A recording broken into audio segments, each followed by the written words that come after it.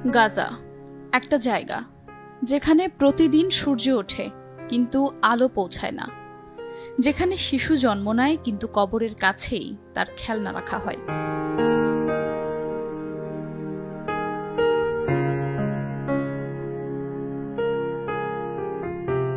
তারা মুসলিম, তারা মানুষ, তারা ফিলিস্তিনি, কিন্তু আজ তাদের জীবনের দাম যেন একটা পাথরের চেয়েও কম।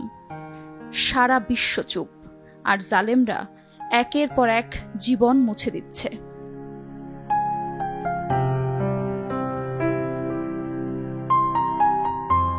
কিন্তু আল্লাহ চুপ নন।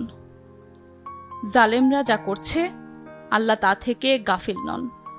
তিনি শুধু তাদের এমন একদিনের জন্য সময় দিচ্ছেন যেদিন চক্ষু স্থির হয়ে যাবে।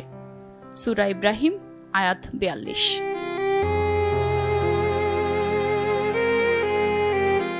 আল্লাহ দেখছেন যে শিশু তার মায়ের বুকের দুধ পায়নি, পেয়েছে বোমার টুকরো।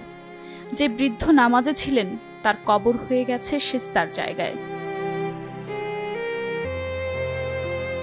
আল্লাহর রাসূল সাল্লাল্লাহু আলাইহি ওয়াসাল্লাম বলেছেন, জুলুম একটি অন্ধকার যা কিয়ামতের দিন জালেমকে ঘিরে ফেলবে। হ্যাঁ, তারা শাস্তি পাবে, হয় দুনিয়ায় নয়তো আখিরাতে, কিন্তু তারা পাবে। আর আমরা কি করলাম? দোয়া তো করলাম ঠিকই, কিন্তু কণ্ঠ তুললাম কি?